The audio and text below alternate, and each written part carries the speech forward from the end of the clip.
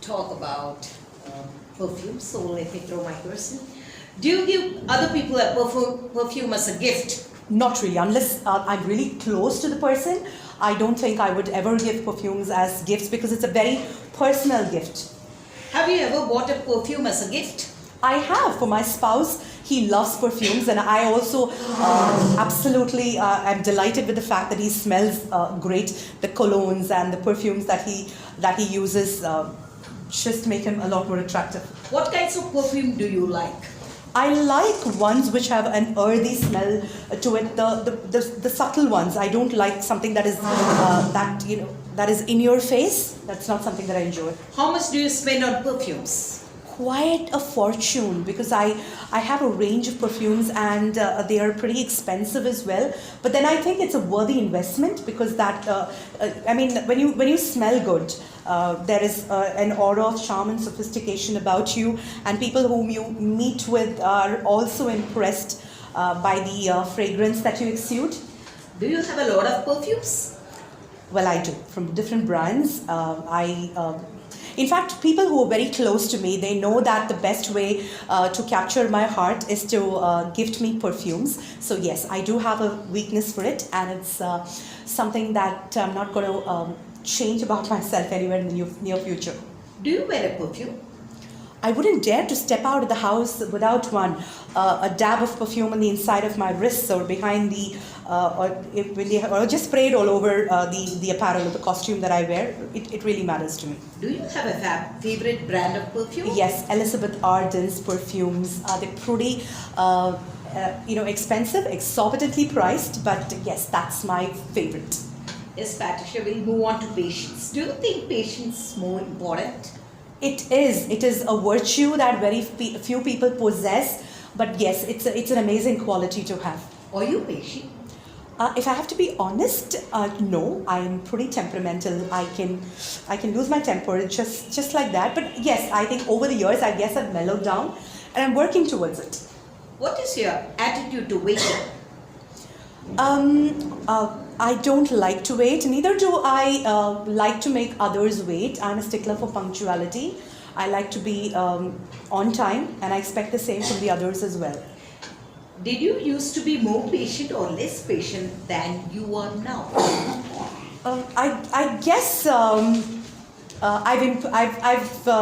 kind of matured over the years. When you see and go through life and experience different things, you learn to become patient. I may not have reached there, but I'm definitely working towards that goal. At least I pretend to be patient if I'm not really patient. That's what I do. Do you think being patient is an important part of being polite? Absolutely, yes.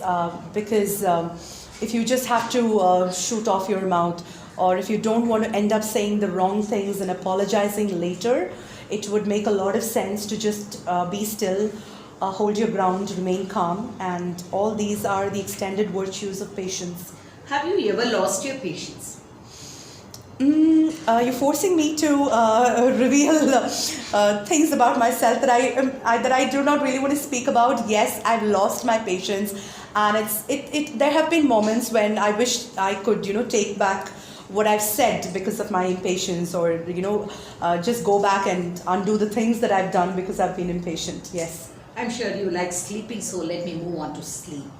How do you feel in the morning after a sleep? I feel refreshed, rejuvenated. I'm not a night owl. I like to go to bed early and start the day afresh. How many hours do you usually sleep at night? 6 to 7 hours of sleep does all the magic for me. I'm pretty stressed out if I do not get those 6 to 7 hours of beauty sleep. That's important. Is it necessary to take a nap every day? I don't find the necessity, but of course science, there are certain studies which says if you have your 40 winks, especially an afternoon nap, does wonders for your brain. I should probably try it. Unfortunately, with my work schedule, it's really not possible. I don't want my boss to catch me napping at work. Do old people sleep a lot? Yes, I think the physical being is such that they require a lot of rest. So yes, napping is part of the luxury of old age, I guess. Do you always have a good sleep?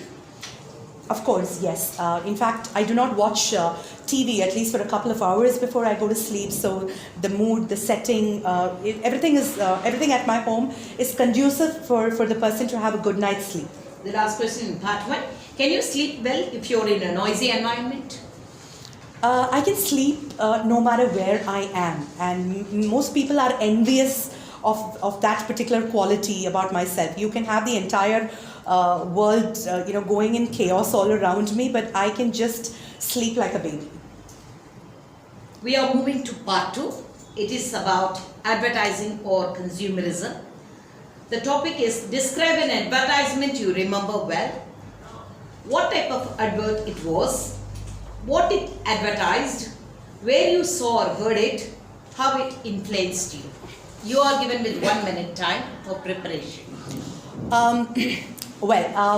I'm really glad that you asked me to speak on this because it brings back a lot of beautiful memories of television commercials that I grew up watching back in the 80s. I don't watch a lot of TV these days, but there are few commercials that really stand out. And one such commercial is what I'm going to be speaking to you about. It's the Johnson & Johnson's commercials for baby products. Now, as a child, my mother used Johnson & Johnson baby products for me. I use the same for my son as well. So it's a product that has been in the market for several decades. And the one thing that I've noticed about the Johnson & Johnson television commercials is that they have never compromised on the quality of the advertisement. It's the picturization of the commercial, or the casting in the ads is something out of the world. You have a baby, and I don't know from where they find such amazing babies, and they capture the expressions of the babies in such a beautiful manner that whoever you are, you may be a person who has a heart of stone, but when you just watch that ad, when you see the mother's expressions, the maternal instincts simply seem to kick in. The way the emotions are captured, they just tug at your heartstrings. And I must really compliment the creative team which make these ads, because working with babies require a lot of patience, and it also requires a set of ethics to be followed as well. So I think these commercials, particularly by Johnson & Johnson, along with the quality of product, they've been very true and consistent with the quality of the baby products that they use. That they usually have customers for their entire lifetime. They've had them at go. And that's one advertisement that I would never tire of watching. Even now, when I'm at some place and I see this playing, I just simply stop and I'm just taken in by the ad. So that's what I have to share with you today. Now it's part 3, rapid fire questions. How do ads make us buy what we don't need at all? Well, they create an inherent desire in you to purchase things that you may not really have a need for. So it encourages splurging. Do you think advertising on TV is more efficient than advertising in magazines? Absolutely, yes. Magazines reach out to a particular segment of people, a very niche segment, but television commercials have a wider reach. Is it a good idea to make ads controlled by the government? It is yes and no. There is certain... for the greater part, I think there has to be some kind of regulation, because when an ad is telecast or broadcast on the television, it is for the family audience. So if we don't want something provocative, we don't want something that would be uncomfortable for family viewing. How does advertising influence children? Well, they simply want to buy whatever they see on the commercial, and they have beautiful ways to influence children by offering a toy or something that's absolutely unnecessary. It only encourages unhealthy buying, and it's something that has to be discouraged. What are popular types of advertising? The print and media advertising, television and social media marketing is really catching on these days, and they have wider reach and influence when compared to traditional forms of advertising. What type of media advertising do you like most? I love the ad campaigns that come up on Facebook. there are short videos which are made to highlight a particular product or event. Those are the type of campaigns that I really look forward to. The last question, is there any advertising that can be harmful to children? Yes, particularly ones that encourage violent behavior, that encourage them to probably do the things that they're not supposed to do, things that encourage them to buy things that are really harmful or detrimental for their health. That should definitely be regulated and avoided as well. Thank you, Patty.